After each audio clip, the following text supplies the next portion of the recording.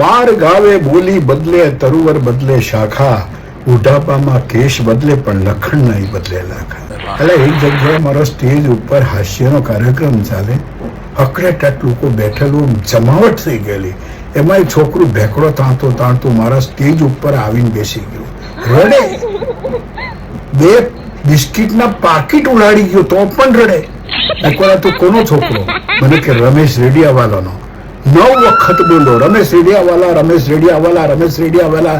જે હોય તે તાત્કાલિક સ્ટેજ પર આવે, તમારો છોકરો અહીંયા બહુ ભેકડો તાણે છે. ના આવ્યો. કાર્યક્રમ પૂરો થયો પછી આવ્યો. મેં કહ્યું યાર અત્યાર સુધી ના આવ્યા ને હવે આવ્યા.